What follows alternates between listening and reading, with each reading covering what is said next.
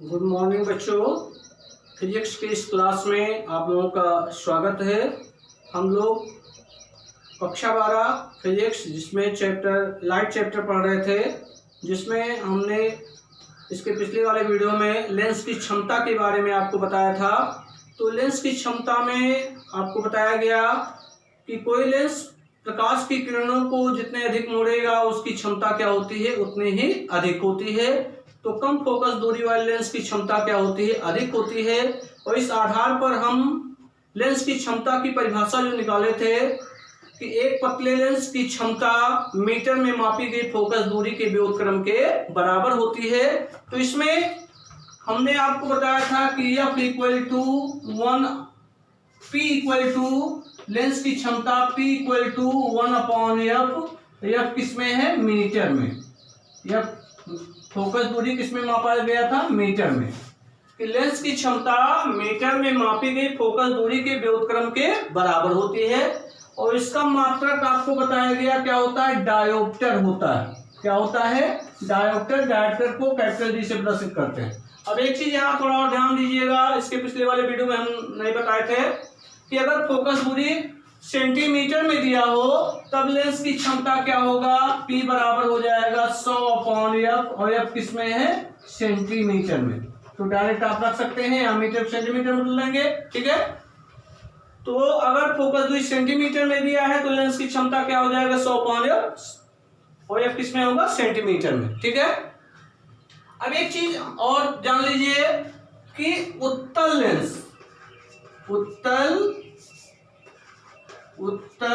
Lens की जो focus दूरी होती है, उत्तल लेंस की फोकस दूरी कैसी होती है, धनात्मक होती है।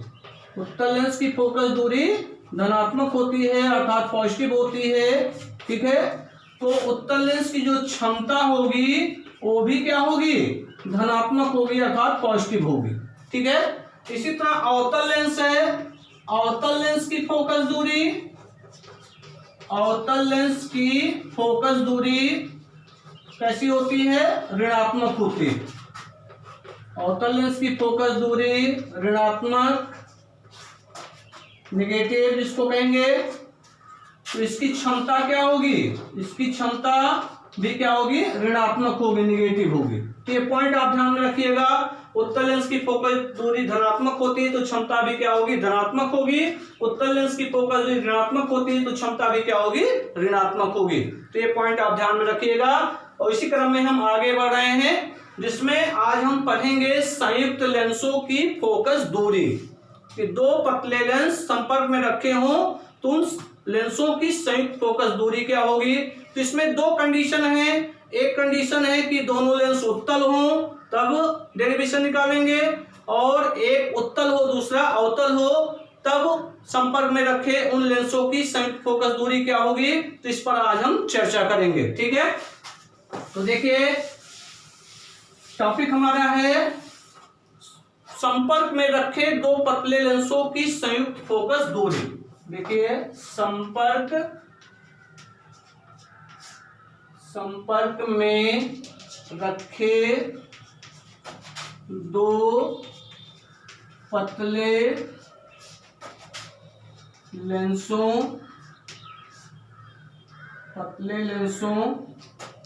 की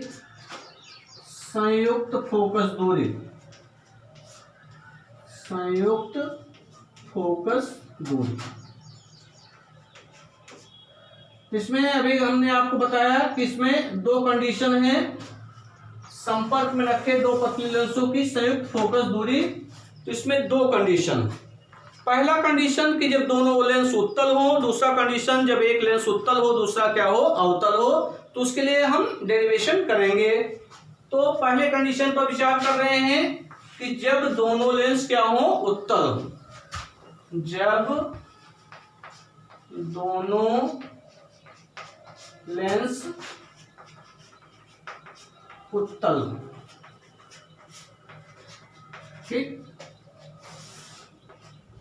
जब दोनों लेंस उत्तल हो तब दोनों लेंस संपर्क में रखे हों और उन लेंसों की संयुक्त फोकस दूरी ज्ञात करना। तो पहले डायग्राम हम समझेंगे, ठीक है। तो सपोज कर लीजिए कि ये एक उत्तल लेंस है ये, और इसके संपर्क में एक दूसरा उत्तल लेंस रखा गया है, और ये दोनों लेंस का मुख्य अक्ष एक ही है। इस पहले वाले लेंस को हम मान ले रहे हैं L1, दूसरी वाले लेंस को मान ले रहे हैं L2। ध्यान दीजिएगा कि माना दो उत्तल लेंस L1 और L2 एक दूसरे के संपर्क में रखे हैं और एक ही मुख्य अक्ष पर रखे हैं, अर्थात इन दोनों लेंसों का मुख्य अक्ष एक ही है, ठीक है। और इस जो पहला वाला लेंस है L1 की फोकस दूरी f1 और दूसरा लेंस जो L2 है, L2 की फोकस दूरी कितना है, f2, ठीक है। कि माना दो उत्तल लेंस L1 और L2 एक दूसरे के संपर्क में एक ही मुख्य अक्ष पर रखे गए, अर्थात इनका मुख्य अक्ष एक ही है, और इन लेंसों की फोकस दूरियां क्रमशः f1 व f2। इतनी बात तो समझ में आ गया, ठीक है। लिखना चाहें तो आप लिख भी सकते हैं, तो पहले अभी ब्लैक बोर्ड पर हम लिख देंगे ताकि आपको कोई प्रॉब्लम ना हो। तो पहले हम डायग्राम समझ लेते हैं। अब मान लीजिए कि लेंस L1 से U दूरी पर कोई बिंदु वस्तु O है। मान लीजिए यहाँ पर कोई बिंदु वस्तु O है, लेंस L1 से U दूरी पर कोई बिंदु वस्तु O है, ठीक है। तो यहां से जो प्रकाश की किरण सीधे चलेगी, बिना अपवर्तित हुए सीधे निकल जाएगी, और ये प्रकाश की किरण इस पर क्या हो रही है, तिरछा आपतित हो रही है, ठीक है। तो यहां से अपवर्तित होगी, ये यहां से अपवर्तित होगी। अगर ये लेंस L2 ना होता, तो अगर ये लेंस L2 ना होता तो इसका प्रतिबिंब कहां पर बनता, I डैश पर बन जाता। कहां पर बनता, यहां पर बन जाता। ये प्रतिबिंब, इसका प्रतिबिंब मान लीजिए यहां I डैश पर बन जाता है, आभासी प्रतिबिंब। ये प्रतिबिंब जो है, प्रतिबिंब I डैश इस लेंस L2 के लिए आभासी वस्तु का कार्य करता है, तो इसके द्वारा इसका प्रतिबिंब यहां पर I पर बनता है। कहां पर बनता है, I पर बनता है, I पर, ठीक। अब मान लीजिए कि लेंस L1 से प्रतिबिंब I डैश की दूरी, जो आभासी प्रतिबिंब है, इसकी दूरी कितना है, V डैश है। ये आभासी प्रतिबिंब I डैश जो है लेंस L2 के लिए आभासी वस्तु का कार्य करता है, जिसका लेंस L2 द्वारा प्रतिबिंब कहां पर, प्रतिबिंब I बनता है, और प्रतिबिंब I जो अंतिम प्रतिबिंब I है, इसकी L2 से दूरी मान लीजिए कितना है, V है।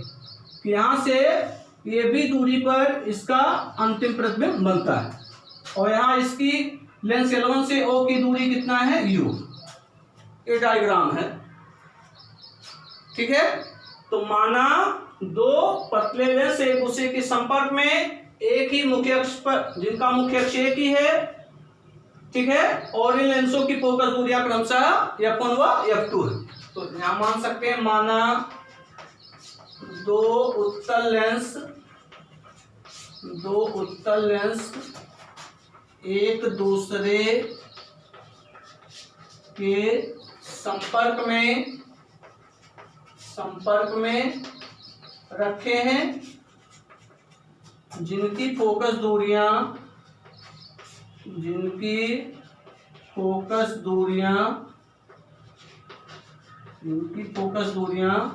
क्रमशः f1 व f2। तो लेंस L1 की फोकस दूरी f1, लेंस L2 की फोकस दूरी कितना है, f2, ठीक है। लेंस L1 की फोकस दूरी f1 और लेंस L2 की फोकस दूरी कितना है, f2। क्लियर हुआ इतना। माना लेंस L1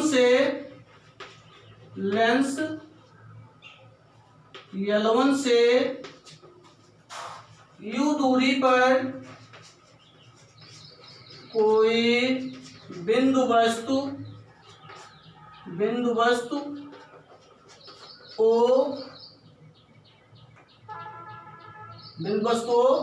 मुख्य अक्ष पर रखी है, मुख्य अक्ष पर रखी है,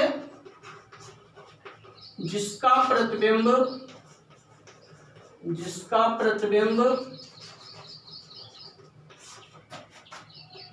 I डैश बनता है,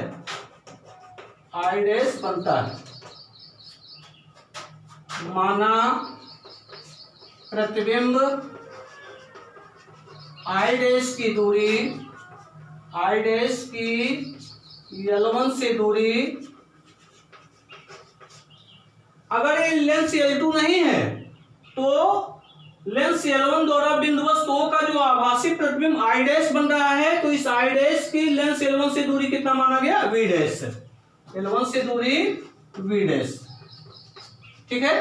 तो लेंस के सूत्र से, लेंस के सूत्र से, लेंस के सूत्र से, लेंस का सूत्र आपको बताया गया क्या होता है? 1/b minus 1/u equal to 1/f। ये लेंस का फार्मूला होता है। तो v क्या होता है? लेंस से प्रतिबिंब की दूरी है। u क्या है? लेंस से वस्तु की दूरी है। और f क्या? लेंस की फोकस दूरी है। अब यहां देख रहे हैं, अगर लेंस L2 नहीं है तो बिंदु वस्तु O, तो लेंस L1 से बिंदु वस्तु O की दूरी कितना है? u है, तो u के स्थान पे u ही रहेगा। अब इस लेंस L1 द्वारा जो बिंदु वस्तु O का प्रतिबिंब आई डैश पर बन रहा है, तो आई डैश की L1 से दूरी कितना है? V dash. तो लेंस L1 द्वारा प्रतिबिंब आई डैश बन रहा है, तो इस आई डैश की L1 से दूरी V डैश है। तो हम कह सकते हैं कि लेंस से प्रतिबिंब की दूरी कितना है? V डैश है। तो यहाँ V के स्थान पर हम क्या रख देंगे? V डैश रख देते हैं। तो क्या होगा? 1/v dash minus 1/u equal to 1/, इस पहले वाले लेंस की फोकस दूरी कितना है? f1, तो f1 हो जाएगा। तो क्या आ जाएगा? 1/v dash minus 1/u equal to 1/f1 पहले लेंस के लिए, ठीक है। लेंस का सूत्र लगाया गया। अब एक प्रतिबिंब आई डैश, इसको हम समीकरण 1 मान ले रहे हैं। प्रतिबिंब आई डैश दूसरे लेंस L2 के लिए आभासी वस्तु का कार्य करता है। आभासी वस्तु का कार्य करता है, ठीक है। आभासी वस्तु का कार्य करता है। तो लेंस L2 द्वारा आई डैश का अंतिम प्रतिबिंब I पर बनता है। तो लेंस L2 द्वारा आई डैश का अंतिम प्रतिबिंब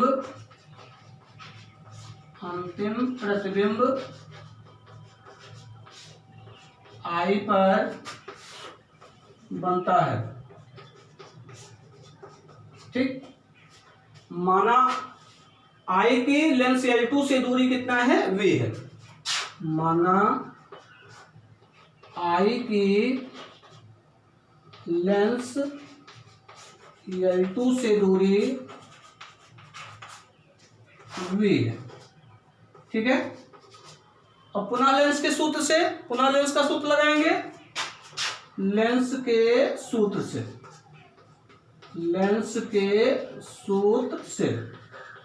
लेंस का सूत्र क्या होता है? 1/v minus 1/u equal to 1/f। अब यहां देखिए, ये जो पहले लेंस का प्रतिबिंब आई डैश बन रहा है, आभासी प्रतिबिंब, ये लेंस L2 के लिए आभासी वस्तु का कार्य करता है। तो लेंस L2 से आई डैश की दूरी कितना होगा? V होगा। अर्थात लेंस से वस्तु की दूरी यहां पर क्या हो जाएगा? V डैश हो जाएगा दूसरे लेंस के लिए। तो फार्मूला क्या होता है? 1/b माइनस 1/u, यही तो होता है formula. 1/b minus 1/u equal to 1/f। अब थोड़ा यहाँ ध्यान देना, आपको u की वैल्यू क्या होगा, ध्यान दीजिएगा। u की वैल्यू, ये वस्तु है दूसरे लेंस के लिए आभासी वस्तु का कार्य कर रहा है, तो वस्तु से लेंस की दूरी कितना है? लेंस की दूरी कितना हो जाएगा? V डैश हो जाएगा। तो यहाँ पर u के स्थान पर हम क्या रख देंगे? V डैश रख देंगे। तो हो जाएगा 1/b माइनस 1, यही रख दीजिए, यही डायरेक्ट रख दे रहे हैं। तो u के स्थान पर क्या हो जाएगा? V dash. अब इसका प्रतिबिंब I बन रहा है लेंस L2 द्वारा, तो अंतिम प्रतिबिंब I से लेंस L2 की दूरी कितना होगा? V होगा। तो यहाँ V के स्थान पर क्या होगा? V होगा। तो क्या आ जाएगा? 1/b minus 1/b dash equal to, और दूसरे लेंस की फोकस दूरी कितना है? f2, तो ये f2 हो जाएगा। इसको हम मान ले रहे हैं समीकरण नंबर 2 मान ले रहे हैं। इतना बात समझ में आ गया, ठीक है। तो लेंस L1 द्वारा ए आ गया, लेंस L2 द्वारा ए आ गया। अब इन दोनों समीकरणों को हम क्या करेंगे, जोड़ देंगे। समीकरण 1 और 2 को जोड़ने पर ऊपर को दे रहे हैं, इसको नोट कर लीजिएगा आप लोग। समीकरण 1 और 2 को जोड़ने पर, समीकरण 1 और 2 को जोड़ने पर, समीकरण 1 और 2 को जोड़ने पर, समीकरण 1 और 2 को जोड़ने पर, समीकरण 1 और 2 को जोड़ेंगे तो बाएं पक्ष वाले को बाएं पक्ष में, दाहिने पक्ष वाले को दाहिने पक्ष में क्या करेंगे, ऐड कर देंगे। तो समीकरण 1 क्या आया था, समीकरण 1 आया था 1 upon v dash minus 1 upon u equal to 1 upon f1, ये आया था ना, ये समीकरण 1 था। और ये समीकरण 2, बाएं पक्ष वाले को बाएं पक्ष में, दाहिने पक्ष वाले को दाहिने पक्ष में क्या करेंगे, ऐड कर लेंगे। ये समीकरण 1 है, ये समीकरण 2 है। तो बाएं पक्ष वाले को बाएं पक्ष में, दाहिने पक्ष वाले को दाहिने पक्ष में ऐड कर लेंगे। तो समीकरण 1 का बाएं पक्ष क्या है, 1 upon D dash minus 1 upon U plus 1 upon B minus 1 upon B dash equal to, इसका दायां पक्ष समीकरण 1 का 1 अपॉन f1, समीकरण 1 का दायां पक्ष क्या है, 1 अपॉन f1, और समीकरण 2 का दायां पक्ष क्या है, 1 अपॉन f2। तो हो जाएगा 1 upon f1 plus 1 upon f2। ठीक, अब देखिए यहाँ पे 1 अपॉन बी डैश पॉजिटिव है, यहाँ 1 अपॉन बी डैश निगेटिव है, तो एक दूसरे से क्या होगा, कैंसिल हो जाएगा। तो यहाँ क्या बचेगा, देखिए तो हो जाएगा 1 upon B minus 1 upon U equal to 1 upon f1 plus 1 upon f2। इसको मान ले रहे हैं समीकरण नंबर 3। ठीक, अब इतना तो क्लियर हो गया कि दो लेंस थे L1 और L2। इस बिंदु वस्तु O का जो अंतिम प्रतिबिंब बन रहा था, कहां बन रहा था, I पर बन रहा था। अब हम मान लें अगर इन दोनों लेंसों के स्थान पर हम एक ऐसा लेंस लें, ठीक है, तो उस लेंस से बिंदु वस्तु O की दूरी कितना हो, O हो U हो, इन दोनों लेंसों के स्थान पे एक ऐसा लेंस लिया जाए कि लेंस से वस्तु बिंदु वस्तु की दूरी U हो और उस लेंस से प्रतिबिंब की दूरी V हो और उस लेंस की फोकस दूरी कितना हो, F हो। तब क्या हो जाएगा, अगर इन दोनों लेंसों के स्थान पर हम एक लेंस ले रहे हैं, ठीक है, तो क्या हो जाएगा 1 upon B minus 1 upon U equal to 1 upon F, होगा कि नहीं होगा। तो यहां पर लिखना पड़ेगा आपको, यदि इन दोनों लेंसों के स्थान पर, यदि इन दोनों लेंसों के स्थान पर, लेंसों के स्थान पर एक, इन दोनों लेंसों के स्थान पर एक पतला लेंस, स्थान पर एक ऐसा पतला लेंस लें कि इन दोनों लेंसों के स्थान पे एक ऐसा पतला लेंस लें कि U दूरी पर रखी वस्तु का प्रतिबिंब, U दूरी पर रखी वस्तु का प्रतिबिंब, वस्तु का प्रतिबिंब कितनी दूरी पर बने, V दूरी पर बने, V दूरी पर बने। ठीक है, U दूरी पर रखी वस्तु का प्रतिबिंब कहां पर बने, V दूरी पर बने। ठीक है, कि अगर इन दोनों लेंसों के स्थान पर हम एक पतला लेंस ऐसा लें कि इस लेंस से U दूरी पर रखी वस्तु का प्रतिबिंब कहां पर बन जाए, V पर बने, और इस लेंस की फोकस दूरी F हो, और इस लेंस की फोकस दूरी, लेंस की फोकस दूरी F हो, तो लेंस के सूत्र से क्या हो जाएगा, इन दोनों के स्थान पे जब एक लेंस ऐसा लिया जाए कि U दूरी पर रखी वस्तु का प्रतिबिंब कहां पर बन जाए, V दूरी पर बन जाए, तो क्या हो जाएगा 1 upon B minus 1/u equal to 1/f, ठीक है, 1/v minus 1/u equal to 1/f। इसको मान लीजिए समीकरण नंबर 4। समीकरण 3 और 4 से तुलना कर लीजिए। समीकरण 3 और 4 की तुलना करेंगे तो यहाँ 1/v माइनस 1/u के स्थान पर क्या हो जाएगा, बाएं पक्ष बराबर है तो दाहिना पक्ष भी क्या होगा, बराबर होगा। तो समीकरण 3 और 4 से, समीकरण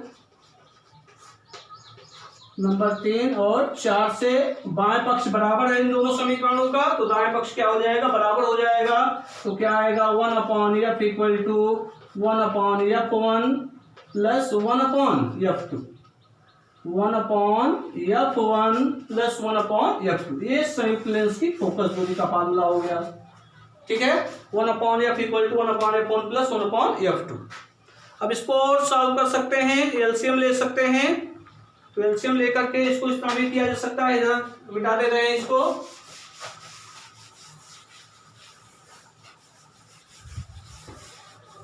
तो ये हो गया 1/f equal to 1/f1 plus 1/f2। इसको हम और आगे थोड़ा बढ़ा दे रहे हैं तो हो जाएगा 1/f इक्वल टू, एलसीएम ले लेंगे तो क्या होगा एलसीएम इसका, f1/f2 हो जाएगा। इसका गुणा इसमें कर देंगे, इसका गुणा इसमें कर देंगे, इनका आपस में गुणा कर लेंगे तो यहाँ आ जाएगा अंश में f2 प्लस f1। अब यहाँ हम f की वैल्यू निकालेंगे, तो जब f की वैल्यू आप निकालेंगे तो यहाँ 1/f है तो इसका व्युत्क्रम कर देंगे तो f बराबर क्या हो जाएगा, तो इसका भी व्युत्क्रम हो जाएगा, तो हो जाएगा f1 प्लस f2। इस तरह भी कर सकते हैं आप, ठीक है। तो इस सूत्र से संयुक्त लेंस की फोकस दूरी हम क्या कर सकते हैं, ज्ञात कर सकते हैं। इस सूत्र के द्वारा हम क्या कर सकते हैं, संयुक्त लेंस की फोकस दूरी ज्ञात कर सकते हैं। तो ये तो पहला था कि जब दोनों लेंस क्या थे, उत्तल थे, तब ये कंडीशन था। दूसरा कंडीशन है एक लेंस उत्तल हो दूसरा क्या हो, उत्तल हो। जब दूसरा कंडीशन है इसमें, जब एक उत्तल तथा दूसरा अवतल हो, दूसरा क्या हो, अवतल। एक लेंस उत्तल है, दूसरा लेंस क्या है, अवतल है। तो उत्तल लेंस की फोकस दूरी f1, उत्तल लेंस की फोकस दूरी क्या होगा, f1 हो जाएगा। अवतल लेंस की फोकस दूरी क्या होगा, f2 हो जाएगा, ठीक है। तो इन सबके यहाँ उत्तल लेंस की फोकस दूरी f1, अवतल लेंस की फोकस दूरी क्या होगा, f2 होगा। तो उत्तल लेंस की फोकस दूरी क्या होता है, धनात्मक होता है, और अवतल लेंस की फोकस दूरी ऋणात्मक होता है। तो f1 पॉजिटिव हो जाएगा, f1 क्या होगा, पॉजिटिव होगा, और f2 क्या होगा, नेगेटिव हो जाएगा, क्योंकि ये उत्तल है और दूसरा क्या है, अवतल। अब यहाँ चिन्ह सहित हम मान रख देंगे, चिन्ह सहित मान रखेंगे तो क्या होगा, संयुक्त लेंस की फोकस दूरी, संयुक्त लेंस की फोकस दूरी, संयुक्त लेंस की फोकस दूरी f बराबर हो जाए 1/f इक्वल टू होगा, यहाँ पर f1 के स्थान पर पॉजिटिव हो जाएगा तो ये होगा 1/f1। यहाँ f2 अवतल लेंस है, अवतल लेंस की फोकस ऋणात्मक होगा तो ये हो जाएगा 1/-f2, ठीक। अब इसको सॉल्व करेंगे तो आ जाएगा, ऊपर को दे रहे हैं तो यहाँ ये पॉजिटिव है, नेगेटिव है, दोनों मिलकर के क्या हो जाएंगे, नेगेटिव हो जाएंगे। तो हो जाएगा 1/f equal to 1/f1 minus 1/f2। इसको पुनः सॉल्व करेंगे तो 1/f इक्वल टू, एलसीएम इसका निकालेंगे तो हो जाएगा f1/f2, f1 से डिवाइड करेंगे, f1 कैंसिल हो जाएगा, f2 बचेगा, f2 का मल्टीप्लाई 1 में तो हो जाएगा f2 माइनस, इसी तरह f2 से इसमें डिवाइड करेंगे तो f2 कैंसिल होगा, क्या बचेगा, f1 का मल्टीप्लाई 1 में तो हो जाएगा f1। तो ये आ गया 1/f equal to f2 minus f1/f2। अब यहाँ से f की वैल्यू निकालेंगे, संयुक्त लेंस की फोकस दूरी f बराबर क्या होगा, तो यहाँ पर 1/f है तो इसका व्युत्क्रम करेंगे तो क्या हो जाएगा, f हो जाएगा, तो इसका भी व्युत्क्रम होगा तो ये उलट जाएगा तो हो जाएगा f1 f2/f2 माइनस f1। ये आ गया जब एक लेंस उत्तल है और दूसरा लेंस अवतल है, तब संयुक्त लेंस की फोकस दूरी a आ गया। और संयुक्त लेंस की फोकस दूरी किस पर निर्भर करता है, F1 और F2 पर निर्भर करता है।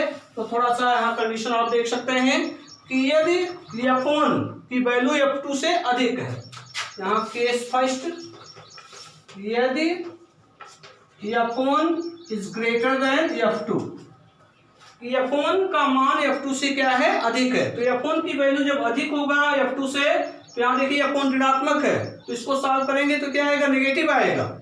यहाँ F1 की वैल्यू F2 से अधिक है, तो F1 अधिक होने के कारण यहाँ पर ये ऋण चिन्ह के साथ है, तो ये अधिक है, तो इसकी फोकस दूरी जो आएगा नेगेटिव आएगा, अर्थात संयुक्त लेंस किस तरह व्यवहार करेगा, अवतल लेंस की तरह व्यवहार करेगा, क्योंकि F का मान क्या हो जा रहा है, ऋणात्मक हो जा रहा है। तो F1 is greater than F2 है, तो F क्या होगा, नेगेटिव होगा। तो जब नेगेटिव होगा इसका मतलब संयुक्त लेंस अवतल लेंस की तरह व्यवहार करेगा, संयुक्त लेंस अवतल लेंस की तरह व्यवहार करेगा, ठीक है, क्योंकि F की वैल्यू क्या है, नेगेटिव है, ठीक है। तो आप जानते हैं अवतल लेंस की फोकस दूरी क्या होता है, ऋणात्मक होता है। दूसरा कंडीशन है यदि F1 इक्वल टू F2, यदि F1 इक्वल टू F2 तो F की वैल्यू क्या होगा, F1 इक्वल टू F2 है, तो यहाँ देखिए F1 और F2 दोनों बराबर हैं, और ये बराबर है, विपरीत चिन्ह के साथ कट जाएगा तो जीरो आ जाएगा, जीरो आएगा तो क्या होगा, ये जीरो से जब इसमें डिवाइड करेंगे तो F की वैल्यू क्या हो जाएगी, इन्फिनिटिव हो जाएगी, अनंत हो जाएगी। तो फोकस दूरी जब अनंत हो जाएगा तो संयुक्त लेंस क्या होगा, समतल प्लेट की भांति व्यवहार करेगा। तो संयुक्त लेंस समतल प्लेट की भांति व्यवहार करेगा। तो संयुक्त लेंस समतल प्लेट की भांति क्या करेगा, व्यवहार करेगा। तीसरा कंडीशन, यदि F1 is less than F2, F1 का मान कम है और F2 का मान ज्यादा है, तो इसको सॉल्व करेंगे तो क्या आएगा, धनात्मक आएगा। तो F इक्वल टू क्या हो जाएगा, पॉजिटिव, F इक्वल टू क्या होगा, पॉजिटिव। तो संयुक्त लेंस फोकस दूरी धनात्मक आ रहा है, किस लेंस की फोकस दूरी धनात्मक होती है, उत्तल लेंस की। तो संयुक्त लेंस किस तरह व्यवहार करेगा, उत्तल लेंस की तरह व्यवहार करेगा। तो संयुक्त लेंस उत्तल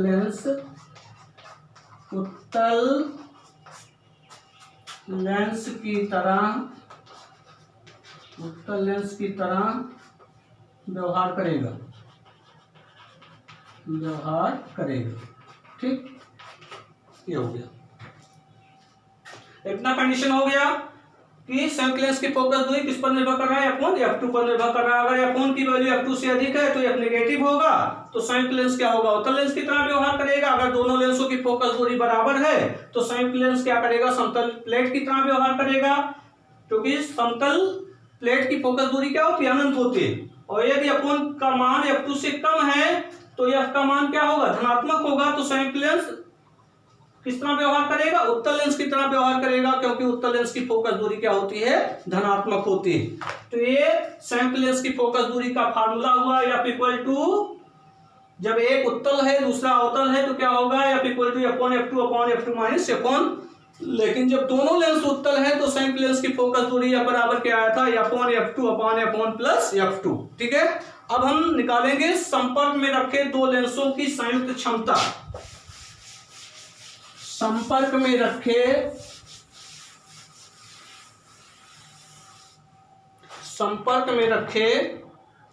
दो लेंसों की संयुक्त क्षमता, संपर्क में रखे दो लेंसों की संयुक्त क्षमता, संयुक्त लेंस है तो संयुक्त क्षमता निकालेंगे, ठीक है। तो संयुक्त लेंस की फोकस दूरी, तो मान लीजिए दो लेंस है, पहले लेंस की क्षमता P1, दूसरे लेंस की क्षमता कितना है, P2 है।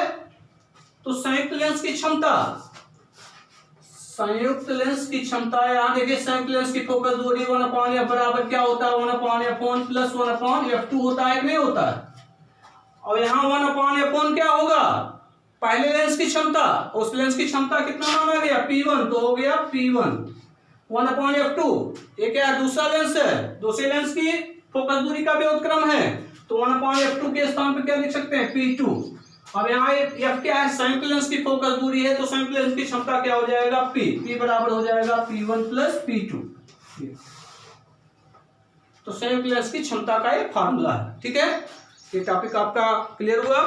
तो संपर्क में रखे दोनों लेंसों की क्षमताएं क्या होती हैं, जुड़ जाती हैं। ठीक है।